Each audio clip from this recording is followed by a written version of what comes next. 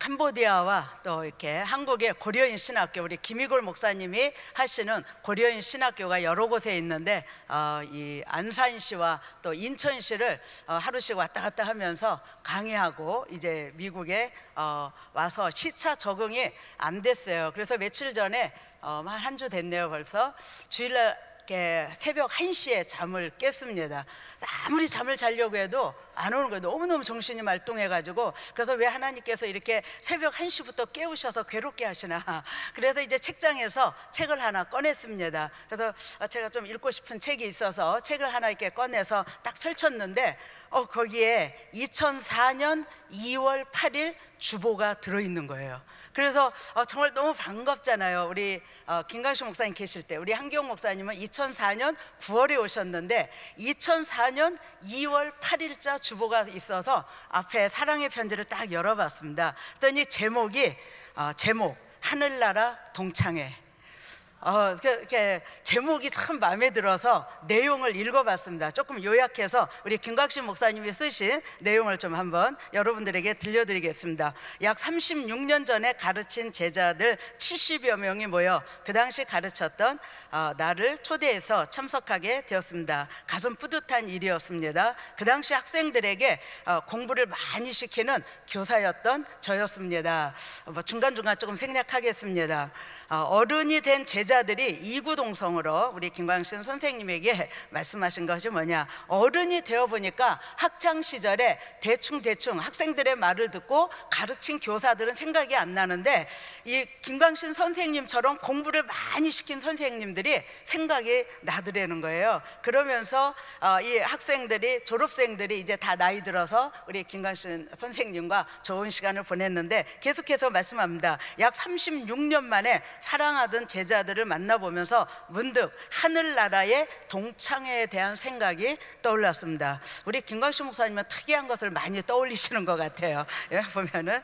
그래서 물론 하늘나라에서는 따로 동창회가 필요 없겠지만 그래도 한 교회 출석하신 성도님들의 모임이 있지 않을까 생각해 봤습니다. 이건 제 생각이 아니고 김광식 목사님의 생각이십니다.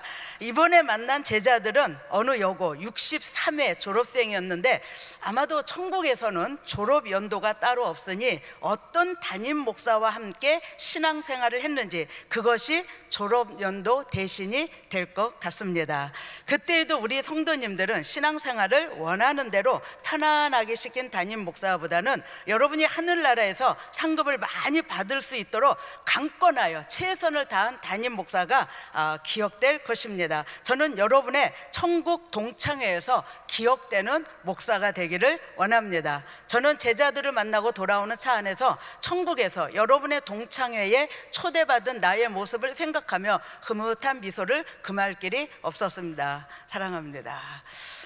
이것을 새벽 1시에 읽는데 천국이 그려지면서 은혜교회 천국 동창회.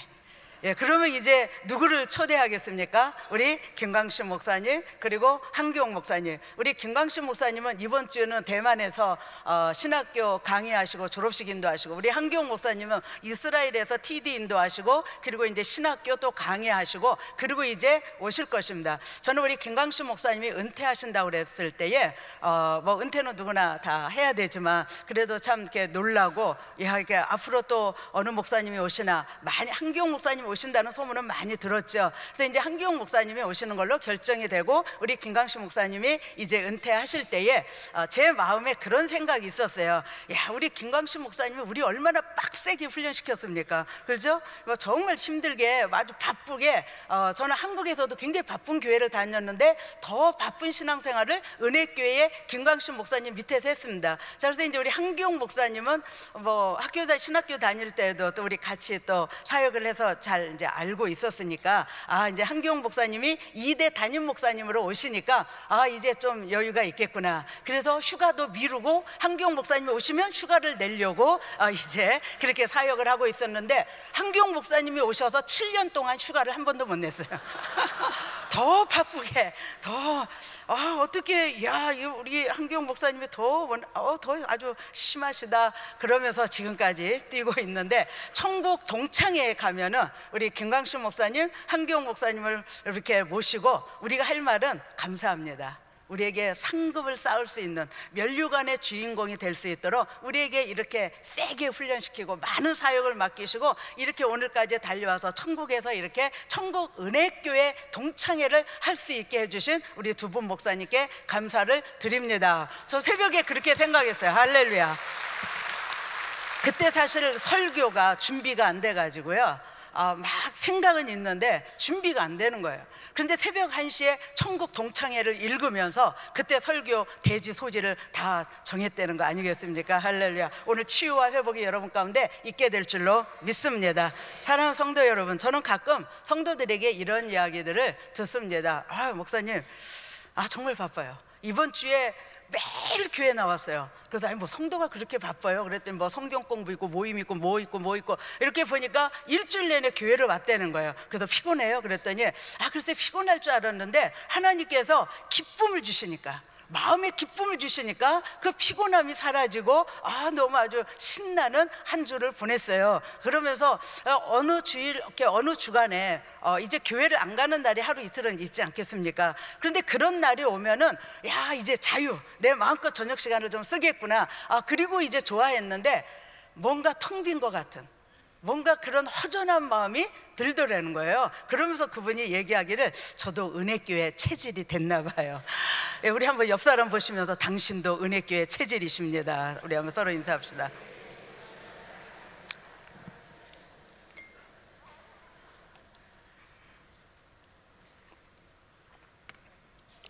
은혜교회 체질이 된다는 것이 쉽지는 않습니다. 오늘 여러분들은 살아남으셔서 오늘 이 자리를 지키고 계시는 줄로 믿습니다. 그런데 이 땅이 우리의 삶이 전부가 아니고 우리가 천국에 가면은 상급과 면류관을 주시려고 우리 주님께서 기다리고 계신다는 것입니다. 우리의 소망은 그거 아니겠습니까? 오늘 우리의 말씀을 같이 본문을 보면서 오늘도 치유와 회복이 우리 가운데 임하고, 또 우리는 천국에 상급 쌓고 정말 면류관의 주인공이 될 수 있는 그런 신앙생활을 할 수 있기 위해서 저와 여러분이 준비되시면 좋겠습니다.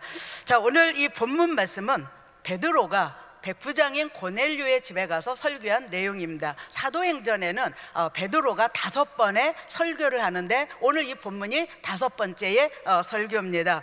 그는 사도행전 10장 1절 2절에 보면은 고넬료에 대해서 성경은 이렇게 말합니다. 가이사랴에 고넬료라는 사람이 있으니 이달리아 데라 하는 군대의 백부장이라. 그가 경건하여 온 집으로 더불어 하나님을 경외하며 백성을 많이 구제하고 하나님께 항상 기도하더니. 참 이 고넬료는 굉장히 귀한 사람입니다. 그런 백부장이고 이방인이고, 그리고 이 사람은 군대에 정말 이렇게 장으로서 얼마나 위엄이 있고, 그리고 정복제에 와서 그들을 이렇게 다스리는, 그리고 또 소동이 일어날 때 제압하는 그런 그 군인의 백부장인 것을 성경은 말씀합니다. 그런데 이 사람이 어떻게 신앙을 가졌는지는 모르겠습니다. 분명한 것은 이 고넬료가 하나님을 경외하고 경건하고 온 집으로 더불어, 혼자만 경건하고 신앙생활을 한 것이 아니라 온 집안으로 더불어서 하나님을 경외하고 경건한 삶을 같이 했다는 것입니다. 그리고 그가 백성을 많이 구제하고, 그 백성은 누굽니까? 로마 사람이 아니고 유대인입니다. 그러니까 이 로마에 와서 그는 이렇게 이스라엘에 와서 많은 유대인의 어렵고 힘든 사람들을 구제했다는 얘기입니다. 그리고 이 고넬료는 하루에 3번씩 기도했다라고 성경은 말씀합니다. 그가 그렇게 기도할 때에 하나님께서 사자를 보내셨어요. 환상 가운데 하나님의 사자를 만나고, 너는 지금 바닷가 피장 시몬의 집에 있는 베드로를 초청해서 하나님의 말씀을 듣도록 이 하나님의 사자를 통해서 말씀하시고 있는 것을 보게 됩니다. 그래서 이 고넬료가 순종하고 베드로에게 사람들을 보내서, 경건한 종들들을 보내서 이 베드로를 초청합니다. 사실 베드로가 갈 수 없는 입장이에요. 베드로는 유대인이고 고넬료는 고넬료는 이방인입니다. 그리고 그 당시 유대인이 이방인의 집에 들어간다는 것 자체가 금기시 되어 있는 거예요. 이방인은 사람 취급도 하지 않는 유대인의 이 선민의식이 강한데 하나님께서 3번씩이나 환상을 통해서 이 고넬료의 집에 갈 것을 말씀하시고 있는 것을 보게 됩니다. 베드로가 고넬료 가정에 도착했을 때 베드로는 종졸들, 가족들, 친구들, 친척들 다 모아가지고 베드로를 통해서 하나님의 말씀을 들으려고 이미 준비하고 있었던 것을 보게 됩니다. 어떤 사람에게 하나님의 은혜와 성령이 임하시는가? 준비된 사람들에게 임하여 주는 줄로 믿습니다. 이게 지금 10장에 결론적으로 보면은 고넬료 가정에 베드로가 예수 그리스도에 대한 복음을 전할 때 그 말씀을 듣는 사람들에게 성령이 임하셨다고 그랬어요. 그러면 성령이 임하신 걸 어떻게 알 수 있습니까? 이들이 방언을 말하고 하나님을 높였다라고 이 유대인들이 증거하고 있는 것을 보게 됩니다. 말씀을 들을 때에 이미 그들이 방언을 말하고 성령이 임하고 하나님을 높이고 하나님 앞에 영광 돌린 사건을 오늘 이 성경은 말씀하고 있는데 이미 다 준비된 자들. 그래서 여러분들이 주일날 예배를 올 때에 준비하시고 오시면 큰 은혜가 있을 줄로 믿습니다. 말씀을 듣다가도 성령을 받습니다. 믿습니까? 말씀을 듣다가도 치유와 회복의 역사가 있게 되는 줄로 믿습니다. 오늘 이 말씀을 들을 때에 성령이 고넬료 가정에 임하였다라고 이렇게 성경은 증거하고 있죠. 자, 베드로는 고넬료의 말을 듣고서 그가 3번씩이나 하나님이 보여주신 환상의 의미를 깨닫게 됩니다. 그래서 하나님은 이방인이든 유대인이든 택한 백성들에게는 복음이 증거되기를 원하신다라는 것을 이 베드로가 깨닫고 선포하게 되죠. 그래서 사도행전 10장 34절 35절 같이 한번 읽겠습니다. 시작. 베드로가 입을 열어 가로되 내가 참으로 하나님은 사람의 외모를 취하지 아니하시고 각 나라 중 하나님을 경외하며 의를 행하는 사람은 하나님이 받으시는 줄 깨달았도다. 깜짝 놀랐어요. 어떻게 이방인들이 이렇게 준비가 되고 말씀을 들으려고 이렇게 사모하고 있는가? 그런데 하나님은 누구든지 원하는 심령들에게는 복음이 증거되기를 원하고 그들을 구원하시기를 원하신다라는 것을 베드로가 이 고넬료의 집에 와서 깨닫게 된 것을 우리는 보게 됩니다. 자, 베드로가 고넬료의 집에서 복음을 전합니다. 베드로의 5번의 사도행전에 나오는 그 설교의 핵심 주제는 뭐냐? 예수 그리스도입니다. 복음의 핵심인 예수 그리스도를 5번의 설교를 거쳐서 그는 계속해서 증거하고 있는 것을 보게 됩니다. 오늘 우리 찬양과 경배팀도 예수 위대하신 분, 그 예수님에 대해서 찬양을 하는데 얼마나 감동이 되는지요. 예수 이름만 불러도 우리 은혜가 되지 않습니까? 그런데 저는 삼부 성가대가 늘 마음에 든다고 말씀드렸죠. 특별히 지휘자가 정말 저는 마음에 들어요. 우리 윤태중 집사님, 할렐루야. 윤태중 집사님이 마음에 든다니까 박수 치시네요. 정말 예수 이름이면 됩니다. 할렐루야. 우리가 정말요 몸이 아프고요 눌리고요 악한 영들이 나를 공격하고요 그러면 기도 안 될 때가 있어요. 그러면요 예수만 부르세요. 예수만 부르면 그 예수의 이름이 능력이요 치유요 악한 영들이 떠나가는 역사가 있게 되는 줄로 믿습니다. 오늘도 예수의 이름이 선포될 때에 우리 가운데에 하나님의 성령의 역사가 여러분에게 임하여 줄 줄로 믿습니다. 오늘 이 예배 들어오기 전에 우리 아픈 분을 이렇게 딱 만났어요. 그래서 기도해 주세요. 저는 오늘 치유에 대한 정말 예수 그리스도께서 우리의 치유자가 되시는 그분, 그 복음이면 되는 것을 오늘 선포하기를 원하는데, 제가 그 기도하면서 하나님, 오늘 이런 분들이 예배 가운데 많이 와 있을 텐데, 마음의 병든 자, 육신의 병든 자, 생활의 병든 자, 눌리고 힘들고 슬프고 어렵고 고통받는 자들이 오늘 예배 가운데 올 텐데, 주님 친히 오셔서 치유하시고 역사하시고 주님을 만나고 가게 하여 주시옵소서. 정말 제가 그분을 위해서 기도하면서 간절한 그런 마음을 가지고 이렇게 올라오게 됐습니다. 자, 오늘 베드로가 전한 예수 그리스도 어떤 분이신가, 주님이 이 땅에 오셔서 행하신 일들에 대해서 우리 한 몇 가지만 살펴보겠습니다. 사도 베드로는 36절에 시작하면서 설교의 시작을 만유의 주 되신 예수 그리스도로 말미암아, 만유의 주 되신 예수 그리스도, 그분이 어떤 일을 행하셨는가, 그것을 오늘 이 본문에서 한 세 가지만 같이 살펴보겠습니다. 첫째, 화평 화평의 복음을 전하셨다라고 말씀합니다. 36절 37절 우리 같이 한번 읽겠습니다. 시작. 만유의 주 되신 예수 그리스도로 말미암아 화평의 복음을 전하사 이스라엘 자손들에게 보내신 말씀 곧 요한이 그 세례를 반포한 후에 갈릴리에서 시작되어 온 유대에 두루 전파된 그것을 너희도 알거니와. 자, 만유의 주 되신 예수 그리스도로 말미암아 화평의 복음을 전하셨다. 이건 뭡니까? 예수 그리스도로 말미암은 화평이 진정한 화평이다라는 것을 지금 우리에게 말씀을 해주시고 있는 것입니다. 화평의 복음, 예수 그리스도 없이는 결코 이 땅에서 화평이 없어요. 평안이 없어요. 그것을 이 성경은 우리에게 증거해 주고 있습니다. 그러면 복음은 우리에게 구체적으로 어떤 화평을 줍니까? 복음은 우리의 마음에 화평을 줍니다. 사실 이 세상에 사는 사람들은 마음에 원망이 있죠. 또 미움이 있습니다. 염려가 있습니다. 분노가 있습니다. 이 세상에 살면서 이 마음은 얼마나 우리는 세상의 그런 많은 것들을 통해서 정말 분노나 미움으로 우리의 마음이 들끓습니까? 그런 마음에 참된 화평, 참된 평안을 줄 수 있는 게 뭐냐? 화평의 복음 대신 예수 그리스도가 들어갈 때에 우리의 마음에 참된 화평이, 참된 평강이 있게 된다는 것을 말씀하고 있는 것입니다. 또 사람들은 죽음에 대해서 두려워합니다. 여러분은 어떻습니까? 죽음에 대한 자유함이 있으십니까? 예, 10분의 1만 대답하셨어요. 10분의 9는 오늘 말씀을 들으면서 죽음에 대한 자유가 있게 되시기를 주의 이름으로 축원합니다. 저는 죽음에 대한 두려움이 있었어요. 초등학교 때. 그것도 제가 상당히 빨리 제가 성숙해진 것 같습니다.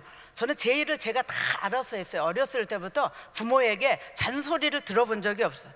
공부 잘하지, 뭐 시키는 거 잘하지, 순종하지. 제가 좀 똑똑해 보이지 않으세요?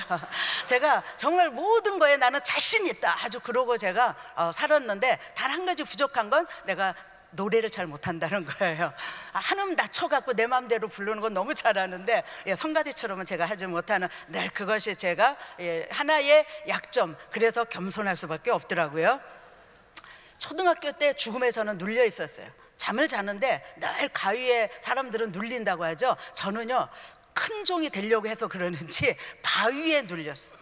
그래도 그게 뭔지 몰랐어요. 우리 집안은 다 불교 집안이니까. 그런데 그게 밤에 제가 그래서 잠이 없어요. 불면증이 이렇게 어렸을 때부터 있었고요. 그러니까 죽으면 어떻게 되나, 꼭 잘 때 되면 그게 찾아와요. 그때는 몰랐죠. 그런데 지금이야 뭐 너무나 정확하게 사단이 찾아 방문한 거죠, 저를. 그래서 내가 죽으면 먼지처럼 없어지는지, 죽으면 내가 어디로 가는지, 죽음 이후의 삶에 대해서 어느 누구도, 학교에서도 누구도 저에게 가르쳐준 사람이 없어요. 저는 거기에 눌려 있었어요. 근데 제가 중학교 때 교회를 나오고, 내가 중학교 2학년 때, 지금도 기억합니다. 우리 그때 그 당시에 담임 목사님이신 목사님이 주일날 설교를 하시는데 요한복음 14장 1절로 6절의 말씀이었습니다. 내가 꼭 길이요 진리요 생명이니 나로 말미암지 않고는 아버지께로 올 자가 없느니라. 그런데 그게 주제였는데, 너희는 마음에 근심하지 말라. 하나님을 믿으니 또 나를 믿으라. 내 아버지 집에 거할 곳이 많도다. 자, 우리 주님이 그렇게 말씀하셨어요. 그래서 우리를 위하여 처소를 예배하러 가셨다는 거예요. 가서 처소를 예배하면 다시 와서 내가 너희를 나 있는 곳에 있게 하리라. 그날 그 말씀을 들으면서 죽음에 대한 완전 자유함을 가지고 마음이 너무너무 평안했어요. 너무너무. 그때 제가 우리 학교에 가서 아이들에게 제가 그렇게 얘기했어요. 나는 내 마음에 죽음에 대한 이 평안한 마음을 주신 거, 이 한 가지로도 나는 예수를 믿겠다. 그리고 제가 막 선포하고 전도했어요. 너무너무 편해서 이젠 잠을 자도 두렵지 않고 무섭지 않고 누르는 것도 없고요. 저는 그런 그 죽음으로부터 자유함을 가지고 참된 평안을 가진 것이 바로 예수 그리스도의 이 화평의 복음을 통해서 제 자신이 변화가 되니까 이런 예수님을 저는 증거하기를 원하는 거예요. 저는 제 삶에 정말 끝까지 예수의 복음만을 전했으면 좋겠어요. 예수의 복음만. 그래서 수많은 영혼들을 살리는데, 치유하고 회복시키는 것은 오직 예수 그리스도의 이름이 그렇게 역사하셔 주시는 줄로 믿습니다. 그래서 우리의 이런 마음에 참된 화평, 평안을 주고, 또 복음은 가정에 화평을 줍니다. 우리 예수 믿기 전에 예수 믿으면서도 싸우는 가정이 있지만은, 예수 믿기 전에는 얼마나 부부간에, 부모 자녀간에, 또 형제끼리, 또 이웃과의 이런 관계들이 많이 깨져 있잖아요. 그렇죠? 불화하고 있잖아요. 오늘 이렇게 부부간에 화평하지 못한 가운데 오늘 예배를 들어오기까지 그렇게 들어오신 분들은 오늘 부부간에 화해하시고 화평케 되시기를 주의 이름으로 축원합니다. 복음은 가정에 화평을 가져다 줘요. 복음만이 부부 사이도, 부모 자녀 간에도, 형제들 간에도 진정한 화평을 이룰 수 있는 것이 바로 예수 그리스도의 복음이다라는 걸 보여줍니다. 복음은 교회에 화평을 가져다 줍니다. 학개서 2장 9절에 보면은 이전의 나중 영광이 이전 영광보다 크리라. 만군의 여호와의 말이니라. 내가 이곳에 평강을 주리라. 만군의 여호와의 말이니라. 하나님께서 하나님의 성전에 평강을 주시겠다라고 말씀하십니다. 교회는 평안이 있어야 돼. 평강이 있어야 돼. 그 화평이 있어야 돼. 그래서 우리가 여기에서 그 화평을 가지고, 그 평강을 가지고 세상에 나가서 나눠줘야 될 거 아니에요. 세상이 불화한 곳에 가서 화평케 해야 될 거 아니에요. 그렇죠? 교회에 와서도 우리가 불화한다면은 그것은 복음이, 참된 복음이 될 수가 없죠. 하나님께서는 분명하게 하나님의 성전에 여기에 평강을 주신다고 했습니다. 우리 은혜교회는 평강이 넘치는 줄로 믿습니다. 왜냐? 예수 그리스도를 사랑하는 저와 여러분이 있기 때문인 줄로 믿죠? 아멘. 자, 복음은 하나님과 사람 사이에 화평을 줍니다. 사실 이게 가장 중요하죠. 사실 하나님은 의로우신 하나님, 공의로우신 하나님, 전능하신 하나님, 죄가 없으신 하나님. 우리를 볼 때에 죄가 있는 우리들은 그냥 하나님 보면 자멸할 수밖에 없습니다. 하나님은 우리를 죄 때문에 심판하실 수밖에 없는 공의의 하나님이신 것을 이 성경은 우리에게 말씀합니다. 그래서 이 성경은 하나님과 인간이 원수가 되었다라고 말씀합니다. 왜 원수가 됐어요? 죄 때문에 원수가 되었다는 겁니다. 그래서 여기에 정말 예수 그리스도, 하나님의 아들 예수 그리스도가 이 땅에 오셔서 하나님과 원수된 우리 인간과의 관계를 어떻게 했어요? 벽을 허무른 것을 말씀합니다. 에베소서 2장 16절에 보면 십자가로 이 둘을 한 몸으로 하나님과 화목하게 하려 하십니다. 십자가가 원수된 우리 인간과 하나님과의 관계를 화목하게 한다고 말씀합니다. 또 로마서 5장 1절에도 보면 우리 주 예수 그리스도로 말미암아 하나님으로 더불어 화평을 누리자. 오직 예수 그리스도를 통해서 하나님과 화평할 수 있다는 거죠. 골로새서 1장 19절로 20절에 보면 아버지께서는 모든 충만으로 예수 안에 거하게 하시고 그의 십자가의 피로 화평을 이루사 만물 곧 땅에 있는 것들이나 하늘에 있는 것들을 그로 말미암아 자기와 화목해 되기를 기뻐하십니다. 하나님 아버지가 기뻐하시는 건 뭐냐? 십자가를 통해서, 복음을 통해서 화목하게 되는 것, 그것을 하나님이 기뻐하신다라고 이 성경은 말씀합니다. 그래서 하나님이 기뻐하시는 일이기 때문에 그 아들 예수 그리스도를 이 땅에 보내주셨고 그 아들을 십자가에 달려 죽게 하시기까지 하나님이 내어놓으셔요. 잠시 내어놓으셔요. 그리고 그 십자가로 우리 하나님과 우리 인간이 화목하게 된 것을 이 성경은 말씀하고 있습니다. 또 복음은 사람과 사람 사이에, 민족과 민족 간에 화평을 줍니다. 오늘 바로 베드로와 고넬료의 관계가 바로 이런 관계인 것을 보여줍니다. 그 당시 유대인과 이방인이 벽을 어물고 하나가 된다는 것은 거의 있을 수 없는 일이었습니다. 베드로조차도, 예수 그리스도의 수제자라고 일컫는 베드로조차도 이 이방인들이 복음을 듣고 성령을 받는다라는 것을 이해를 하지 못했어요. 그러니까 하나님께서 그 벽을 허물기 위해서 베드로에게 3번씩이나 이 환상을 보여주시면서 고넬료의 집에 가게 하십니다. 자, 고넬료와 베드로는 뭐가 다릅니까? 고넬료는 로마 사람입니다. 베드로는 유대인이죠. 이스라엘 사람입니다. 고넬료는 통치를 하는 나라의 백성이라면은 이 베드로는 통치를 받는 식민지의 백성입니다. 또 고넬료는 군대의 백부장요 권력을 가졌지만 베드로는 어부 출신에 불과합니다. 시골 출신이죠. 또 이 고넬료는 이방인, 베드로는 하나님의 선민이라고 일컫는 유대인인데 어떻게 둘이 하나가 될 수 있습니까? 안 된다는 거예요. 그런데 오늘 베드로가 지금 그 환상 가운데 땅에 있는 각색 4발 가진 짐승과 기는 것과 공중에 나는 것들, 그런 가증한 것들이 많은데, 가득한데 하나님은 너 일어나서 그거 잡아 먹으라고 그랬어. 하나님 나 부정한 거 먹은 적 없는데요. 하나님이 3번씩이나 보여줬는데 이게 무슨 뜻일까? 베드로가 고넬료의 집에 왔을 때 이것을 깨닫게 되고, 하나님은 유대인이나 이방인이나 누구든지 택한 사람들에게는 복음을 증거해야 되고, 그리고 복음을 들어야 되고, 그리고 예수 믿고 하나님의 자녀가 된다는 것을 말씀하고 있습니다. 오늘 우리는 이방인으로서 이렇게 복음을 듣고 하나님의 자녀가 된 거, 이거 정말 너무 축복이지 않습니까? 이 시대에 태어난 것도요 축복이고요, 복음을 마음껏 들을 수 있으니까요. 우리가 이런 유대인이 이런 선민의식을 강하게 갖고 베드로가 살던 시대에 태어났다면 우리는 지옥 같죠, 그렇죠? 그런데 지금 이렇게 복음을 마음껏 듣고 하나님의 자녀가 되고, 이방인이나 유대인이나 지식인이나 지식이 없는 사람이나 가난한 자나 부자나 모두에게 하나님의 택한 자녀들에게 복음이 증거되고 하나님의 자녀가 되는 그런 축복을 주시고 있는 것을 보게 됩니다. 하나님께서는 이 복음을 통해서 사람과 사람 사이, 그래서 화평하게 하시는 분이신 것을 우리에게 말씀합니다. 그래서 이사야 선지자는 9장에 보면은 이 땅에 오시는 메시아에 대해서 그는 평강의 왕으로 오실 것이다, 평강의 왕으로 오실 것이다 라고 선포하고 있는 것을 보게 됩니다. 자, 둘째, 만유의 주 되신 예수 그리스도는 치유의 복음을 전하셨습니다. 자, 우리 38절 같이 한번 읽겠습니다. 같이 시작. 하나님이 나사렛 예수에게 성령과 능력을 기름 붓듯 하셨음에 저가 두루 다니시며 착한 일을 행하시고 마귀에게 눌린 모든 자를 고치셨으니 이는 하나님이 함께 하셨습니다.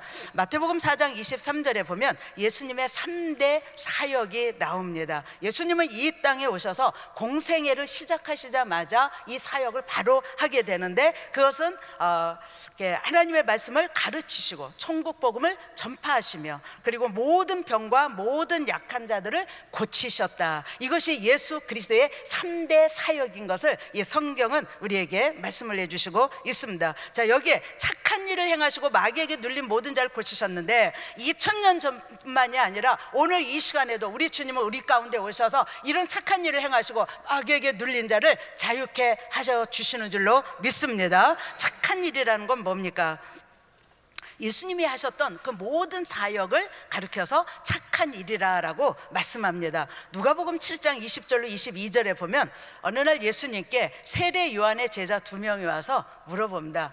우리 세례 요한이 보내서 왔는데요, 세례 요한이 당신에게 이것을 물어보라고 했습니다. 오실 그이가 당신입니까? 우리가 다른 사람을 기다려야 됩니까? 자, 이건 뭐냐면은 구약에 예언된 메시아가 당신입니까? 그렇지 않으면 우리가 다른 사람 더 기다려야 됩니까? 이거를 물어본 거예요. 그럼 우리 예수님은 이 땅에 오신 메시아죠, 그렇죠? 그러면 거기에서 그냥 속 시원하게 그래 내가 메시아다 믿으라고 가서 얘기해라 이렇게 하면 끝나는 건데, 우리 주님은 그렇게 말씀하지 않으셨어요. 이 세례 요한의 제자 둘이 와서 지금 질문하고 있을 때 그때 우리 주님은 무슨 일을 하고 있으셨는가? 여기 보면 예수께서 질병과 고통과 및 악귀 들린 자를 많이 고치시며 또 많은 소경을 보게 하신지라. 그러니까 누가복음 7장 20절 전까지에 보면은 우리 주님이 많은 사역을 하셨어요. 각색 병든 자를 고쳐주고 귀신을 쫓아내시고, 그리고 죽은 자를 살아나게 하시고 오병이의 기적을 베푸시고, 이런 많은 기적을 행하시면서 우리 주님이 그 제자들에게, 그 세례 요한의 제자들에게 이렇게 말씀합니다. 너희가 가서 보고 들은 것을 요한에게 고하되 소경이 보며 앉은 뱅이가 걸으며 문둥이가 깨끗함을 받으며 귀머거리가 들으며 죽은 자가 살아나며 가난한 자에게 복음이 전파된다 하라. 이 말씀은 이사야서 61장에 예언되어 있는 말씀입니다. 그래서 구약의 이사야 선지자를 통해서 앞으로 메시아가 오시는데, 그 메시아가 오셔서 어떤 사역을 하시나 그 일을 하시는 것을 보고, 그 사역을 보고 그가 하나님의 아들 메시아인 것을 믿으라는 거죠. 이사야 선지자는 그렇게 선포하고 있는데 오늘 주님께서 그 말씀을 하고 계시는 것입니다. 그래서 너희가 가서 보고 들은 거 그대로 가서 세례 요한에게 구하라. 이건 뭔 말씀입니까? 바로 내가 메시아다라는 것을 증거해 주고 있는 것을 보게 됩니다. 뭐 성경에는 사복음서에 예수님이 행하셨던 사역이 많이 나와 있죠. 저는 그 사역, 주님께서 만나신 사람들을 종종 묵상해 봅니다. 그런데 그렇게 많이 만나지 않으셨어요. 우리 주님이 만나셔서 정말 치유하고요, 더러운 귀신을 쫓아내고 죽은 자를 살리시고요, 각각 병든 자를 다 고치셨다고 그랬는데, 직접 개인적으로 만나서 치유받고 회복된 사람이 그렇게 많지 않다는 거예요. 그런데 우리 주님은 그 아픈 사람이 와서 치료도 받지만 때로는 가셔서도 치유를 하시는 것을 보게 됩니다. 누가복음 5장에 보면 예수님이 가버나움을 가셨어요. 예수님께서 가버나움에 오셨다라는 소문을 듣고 수많은 사람들이 예수님이 계신 집 안팎을 둘러쌌습니다. 사람이 너무 많아서 이제는 들어갈 수 없을 정도가 됐을 때에 4명의 사람들이 침상채, 들것에 중풍병 걸린 사람을 싣고 왔어요. 데리고 왔어요. 이 중풍병을 든 사람은 굉장히 심하게 중풍병이 온 것 같습니다. 왜냐하면 이 사람은 움직일 수가 없어요. 걸을 수가 없어요. 그냥 들것에 실려서 4명의 사람들에게 지금 예수님이 오셨다니까 그 앞에 왔는데 들어갈 수가 없는 거예요. 그래서 이들은 이 친구인지 가족인지 모르겠습니다. 이 사람을 위해서 지붕까지 올라가서 지붕을 뜯고, 그리고 예수님 앞에 이 사람을 침상채 내려놓았다라고 말씀합니다. 자, 우리 주님께서 거기서 2가지를 아픈 사람에게 얘기하죠. 모든 사람들이 야, 예수님이 저 중풍병자를 치료하나 보자, 다 관심이 저 중풍병에서 일어나서 건나, 그거에 관심을 갖고 있는데 우리 주님은 먼저 말씀하십니다. 소자야, 내 죄 사함을 받았느니라. 아마 이 사람은 죄로 인해서 이 병이 온 것 같습니다. 모든 병이 죄로 인해서 오는 건 아니지만 이 중풍병자의 경우에는 죄로 인해서 온 것 같습니다. 그리고 나서 사람들이 야, 저가 누구에 감히 참남한 말을 하느냐, 하나님만이 죄를 사하실 수가 있는데 어떻게 저런 참남한 말을 하는가, 사람들이 이렇게 수군거리고 있을 때에 우리 주님께서 말씀하시죠. 인자가 와서 죄를 사하는 권세가 있는 줄을 너희로 알게 하려 함이라라고 말씀하고 있습니다. 바로 예수님은 이 땅에 오셔서 우리 죄를 사하실 수 있는 하나님이신 줄로 믿습니다. 우리의 모든 죄를 사하실 수 있는 분, 그분이 이 땅에 친히 오셔서, 그리고 그 다음에 중풍병자에게 일어나 내 침상을 가지고 집으로 가라, 침상을 걷어서 그리고 걸어서 그가 집으로 갔다라고 이 성경은 말씀합니다. 자, 이 경우에는 4명의 사람에 의해서 지금 예수님 앞에 온 사건이고요. 누가복음 7장 11절 이하에 보면은 예수님께서 어느 날 나인성에 들어가셨습니다. 저는 우리 주님께서 일부러 나인성에 가셨다고 봅니다. 왜냐하면 우리 주님이 나인성을 향하여 들어가실 때 그 나인성에서 죽은 자를 메고 나오는 한 무리를 만나게 됩니다. 성경은 보니까 그 무리에 대해서 어미의 독자, 그러니까 이 어미는 과부고 과부에게 유일한 독자가 하나 있는데 젊은 나이에 죽었어요. 그러니까 비통하죠, 슬프죠. 이 과부에게 무슨 소망이 있겠습니까? 그런데 우리 주님은 거기를 가신 거예요. 그리고 가셔서 그 무리를 만나면서 잠시 멈추게 하십니다. 그리고 이 성경에 보니까 예수님께서 과부를 보시고 불쌍히 여기사, 주님은 우리를 불쌍히 여기시는 분이십니다. 그리고 문제를 해결해 주시는 분이십니다. 우리 이 세상에 저는 가끔 정말 마음이 아픈 사람들을 참 많이 만나요. 뭐 사역자니까. 그래서 기도해드리고 같이 계속 기도하겠다 그러고, 그럼 그때 마음이요 굉장히 아파요. 정말 어떤 때는 눈물이 납니다. 그런데 우리 주님께서는 더 그런 마음을 갖고 계시다는 거예요. 그런 사람을 만나서 우리 주님께서 울지 말라, 그리고 우리 주님이 그 청년에게 청년아 내가 내게 말하노니 일어나라.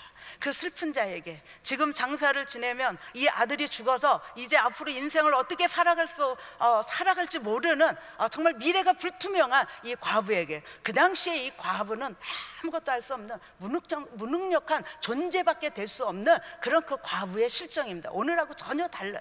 그런데 이런 사람에게 우리 주님은 일부러 나인성 시골입니다. 지금도 가면요 그렇게 큰 도시는 아니에요. 나사렛 옆에 가까이 있는데요, 역시 그것도 달동네와 비슷합니다. 비슷한 곳입니다. 그런데 그곳에서 이 과부는 얼마나 가난했겠으며 그 아들 하나밖에 없는데 우리 주님이 직접 찾아가셔서 만나셔서 그 아들을 살려주시고 그 과부에게 소망을 주셨어요. 이런 일은 오늘도 우리 주님이 직접 오셔서 우리를 위로하시고 소망을 주시고 새롭게 하시는 줄로 믿습니다. 우리 주님이 하신 또 일을 보면 누가복음 8장 26절 이하에 보면 우리 주님이 배를 타시고 거라사인의 땅에 가셨다라고 말씀합니다. 거기도요 한 영혼을 위해서 우리 주님께서 가십니다.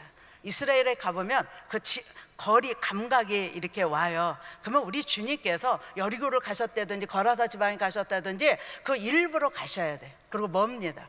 그리고 여기는 뭐 배 타고 가시면 되지만 여리고 같은 데는요 예루살렘과 여리고는요 간격이 950m입니다. 굉장히 산이 가파릅니다. 지금도 그 가파른 산이 그 길로 다니는 길이 있어요. 자동차로 운전하고 가도 헉헉거릴 정도로 높습니다. 그런데 우리 주님은 여리고에도 삭개오 한 영혼을 위해서 여리고로 지나가시잖아요.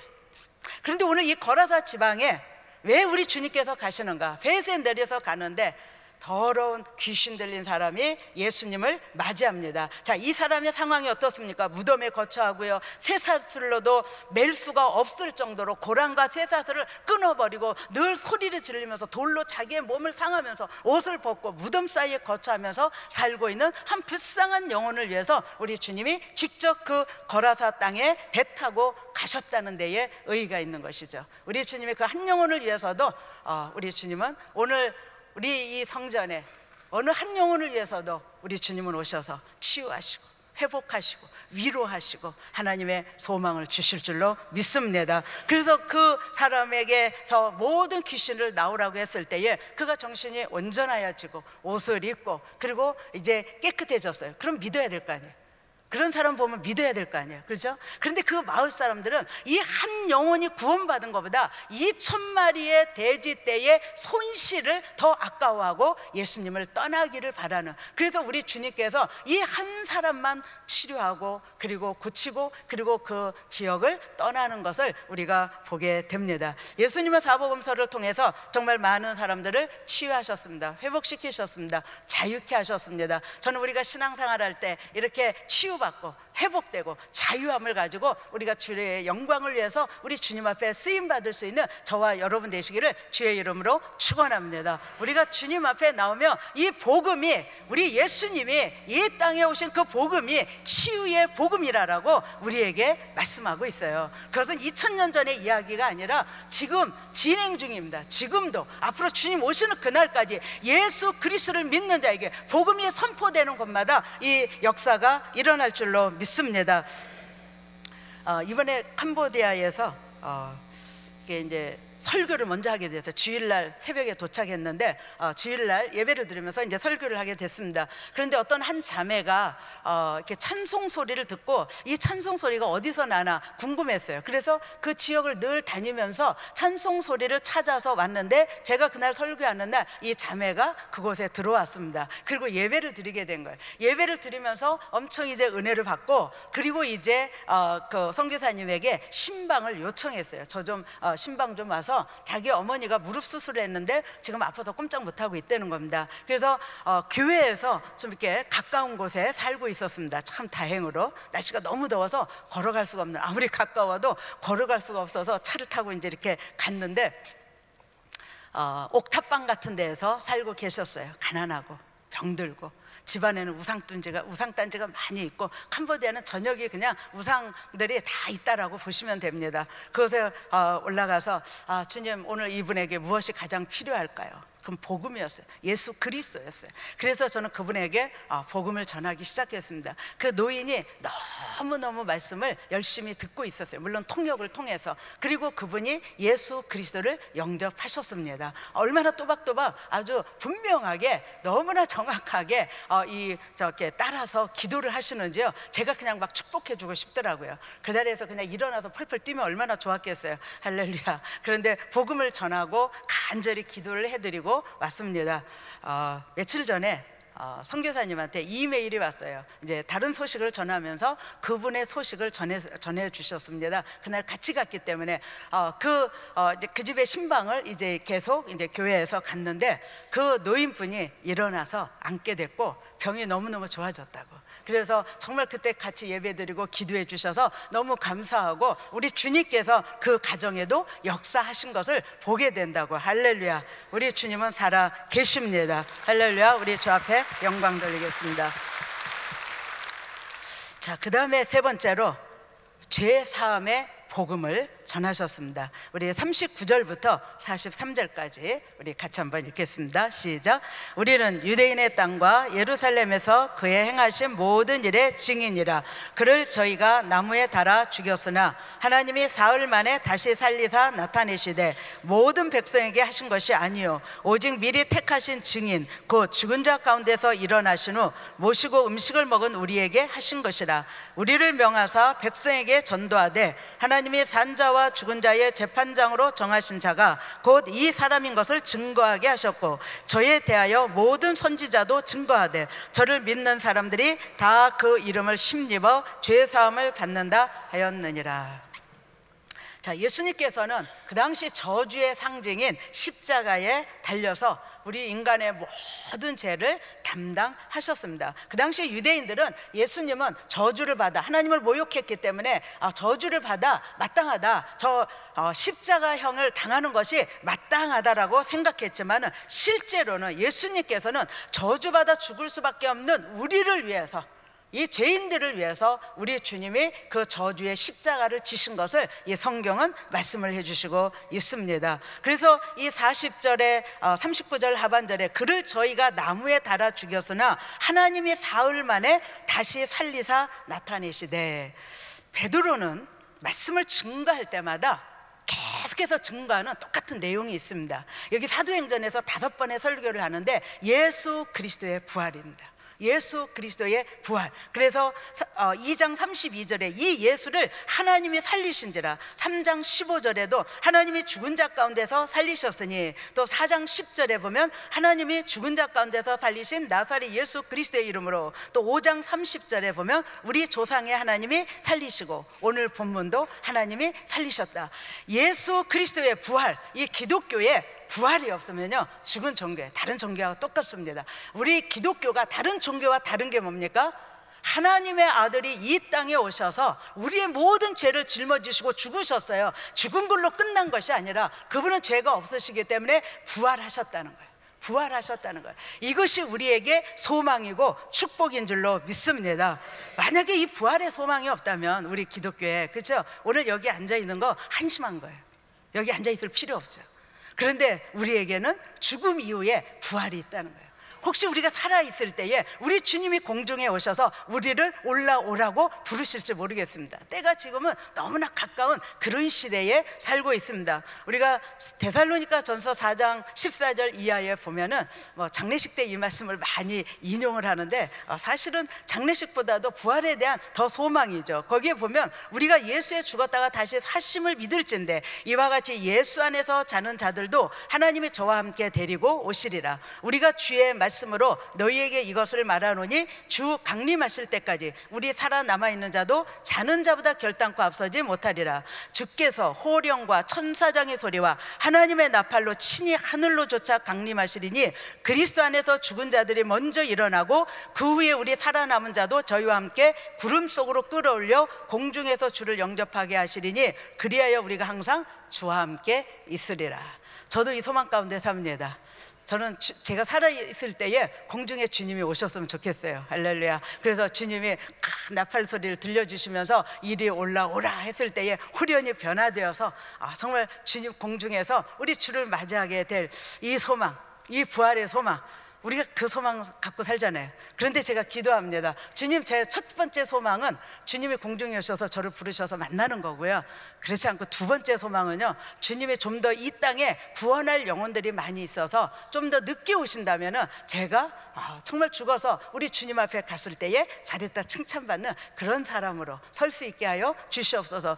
저는 근데 첫 번째 소망은 몸이 부활해서 우리 주님을 가서 공중에서 만나는 것입니다. 아마 이런 소망이 예수 믿는 사람들에게는 다 있는 줄로 믿습니다. 우리 주님은 분명히 다시 오시겠다라고 말씀합니다. 자, 그런데 10장 43절에 보면 저에 대하여 모든 선지자도 증거하되, 자, 예수님에 대하여 증거하되 저를 믿는 사람들이 다 그 이름을 힘입어 죄 사함을 받는다 하였느니라. 아멘. 복음의 핵심이에요. 복음의 핵심이 뭐냐? 십자가에 죽으시고 부활하신 그 예수 그리스도를 믿는 자에게 죄 사함의 은혜가 있다는 것입니다. 우리는 죄 문제를 해결하지 못하기 때문에 지옥 가는 거예요. 왜 이 세상에 태어나는 모든 사람들이 지옥에 갈 수밖에 없는가? 죄의 값은 사망이라. 그래서 그 사망의 결국은 뭡니까? 지옥 가는 거예요. 그러니까 저와 여러분이 소망 없이 살던 자 아니었습니까? 내 죄 때문에 나는 죽는 거고요, 그 죄 때문에 지옥에 갈 수밖에 없는데, 하나님이 저와 여러분을, 우리를 사랑하셔서 그 아들 예수 그리스도를 십자가에 못 박으시 기까지 우리를 사랑하셔서 구원하신 줄로 믿습니다. 그런데 이 땅에서 해결해야 될 문제가 있잖아요. 그것이 죄 문제. 죄 문제. 그런데 예수 그리스도를 믿고 회개하는 자마다 이 죄 문제는 다 해결해 주시는 줄로 믿습니다. 그래서 고넬료의 가정에 가서 베드로가 이 말씀, 화평의 복음, 치유의 복음, 회개의 복음을 증거할 때에 거기 앉은 모든 사람들이 그걸 믿었다는 거예요. 그러니까 성령이 임하셔서 방언을 말하고 하나님을 높였다라고 이 성경은 증거하고 있습니다. 저는 끝으로 우리 TD에서 만났던 한 자매가 말씀을 준비하면서 생각이 났어요. 이튿때 저녁 밤에 이제 그렇지 않아도 늦게 들어갔는데 막 깜빡 잠이 들었어요. 근데 갑자기 문을 막 두드리는 소리가 나는 거예요. 그래서 아이고, 내가 아침에도 일어나지 못하고 벌써 새벽이 됐나? 그래갖고 이제 벌떡 눈을 뜨고 보니까 아직 시간이 새벽 2시 반, 그 당시 한 3시 잠깐 잠들었나 봐요. 근데 왜 무슨 일이냐고 그랬더니 지금 기도실로 좀 빨리 좀 와주시면 좋겠다고. 그래서 또 부지런히 또 이렇게 갔는데 우리 핸디캡인 어떤 전도사님이 한 분을 그 TD에 올라오게 하셨는데, 둘이 이제 기도하다가 그 자매가 이제 귀신이 드러난 거예요. 그런데 지금 1시간 넘게 기도하고 있는데 이 귀신이 안 나가고 이 자매는 너무 고통스러워하고 몸부림을 치고 있는 거예요. 그래서 이제 저를 불러서 같이 이제 기도를 하기 시작을 했습니다. 근데 계속 기도를 하는데도 꼼짝도 안 하는 거, 악한 영들이 막. 이 자매의 얼굴은요, 완전히 얼굴이 평소에는 예뻤던 얼굴 같은데 너무너무 일그러지게 아주 흉하게 얼굴이 변해 있었습니다. 그리고 막, 왜냐하면 너무 고통이 심하니까 악한 영들이 드러나서 이 자매를 꽉 잡고 있는데 이걸 헤어나지 못하고 있는 거예요. 그래서 계속 기도해도 아무런 일이 일어나지 않고 계속 고통만 가중되는 거예요. 그런데 딱 제 마음에 혹시 이 자매가 회개하지 않은 죄가 있나, 그 생각이 갑자기 떠올랐습니다. 그래서 제가 그 자매에게 얘기했습니다. 우리 자매님이 이렇게 고통받고 있는데 당신이 회개해야 우리 주님께서 역사하십니다. 그러니까 이제까지 살아오면서 생각나는 죄들을 회개하십시오. 그리고 이제 간절히 하나님이 이 자매에게 회개의 영이 임하시고 정말 이렇게 회개가 터지게 하시고 이 딸을 자유롭게 하여 주시옵소서. 그리고 막 기도하는데 갑자기 성령께서 그 딸에게 역사하셔서 막 이 자매가 통곡하기 시작해요. 한 30-40분을 회개했나 봐요. 이 자매가 통곡을 하면서 바닥에 막 뒹굴면서 막 통곡을 하고 있는데요, 진짜 우리 그냥 보고 있을 수밖에 없었어요. 그 전도사님하고 그러고 나서 방언이 팍 터지고 이 자매가 막 성령이 충만해갖고 막 누워갖고 막 방언 기도를 하는데 얼굴이 바뀌는 거예요, 얼굴이. 그리고 나서 이 자매가 이제 일어났는데 나 지금 마음이 너무 시원하다. 그 자매 이야기를 들어보니까 자기 자녀 중에 막내가 핸디캡의 딸인데 너무 예쁜데 이 아이가 핸디캡인 것이 이 사람에게, 이 자매가 못 견디는 자존심 상하는 일이었어요. 왜 내가 무슨 죄를 졌는데 하나님 왜 나에게 이런 아이가 태어나야 됩니까? 그러면서 이 아이를 구박하고 미워하고 저주하고 왜 너 같은 게 나한테 태어나서 나를 이렇게, 내 인생을 이렇게 괴롭게 하고 이러면서 살아온 거예요. 그 아이가 7살 될 때까지. 그런데 이 주변에서 봤던 우리 핸디캡 전도사님이 이분을 전도를 이제 하시면서 그 TD까지 이제 올라오게 된 거예요. 그런데 그거를 꽉 감추고 있으니까 악한 영이 딱 잡고 있는 거죠. 그런데 그것을 하나님의 성령께서 터치하셨어요. 그리고 그 자매가 그 회개를 할 때에 나 지금 너무 날아갈 것 같아, 너무 날아갈 것 같아. 내가 그동안에 이 아이를 너무너무 미워하고 저주했는데 정말 이 시간에 잘 회개했습니다. 이번 주일날 제가 그 아이를 데리고 교회를 나가겠습니다. 이전까지 그 아이는 세상에 없는 아이였어요. 어느 누구에게도 보여준 적이 없는 아이였어요. 그렇게 숨기면서 살아왔는데 디데에 와서 그것이 정말 성령께서 그 마음을 감동 주셨을 때에 회개하고 이제 그 딸 아이를 데리고 정말 교회를 나가는 하나님의 은혜가 있었습니다. 사랑하는 성도 여러분, 주님은 이 땅에 오셔서 우리의 죄를 사하시기 위해서 오셨어요. 이사야 선지자는 53장 5절에 이렇게 말씀합니다. 그가 찔림은 우리의 허물을 인하며 그가 상함은 우리의 죄악을 인함이라. 그가 징계를 받음으로 우리가 평화를 누리고 그가 채찍에 맞음으로 우리가 나음을 입었도다. 우리 주님은 우리의 죄 문제를 해결하시기 위해서 친히 우리 주님께서 찔리시고 징계를 받으셨다는 거예요. 내가 받아야 될 형벌, 내가 받아야 될 내 죄 때문에 받아야 될 그 형벌을 우리 주님께서 직접 다 그것을 체울하셨다라고 말씀합니다. 예수님의 그 고난, 예수님의 희생, 예수님의 죽음, 예수님의 부활은 이제 그를 믿는 자마다 구원해 주시고 회개케 하시고 하나님의 자녀가 되어서 우리의 삶을 영원한 천국에서 살 수 있는 하나님의 이 놀라운 축복을 우리에게 주신 줄로 믿습니다. 오늘 만유의 주가 되시는 예수 그리스도를 여러분에게 소개했습니다. 만유의 주가 되시는 예수님은 화평의 복음, 치유의 복음, 죄사함의 복음을 오늘 우리에게 전하셨습니다. 이런 복음이 여러분에게, 여러분의 삶 속에 임하여서 그 역사가 그대로 일어나게 되시기를 주의 이름으로 축원합니다.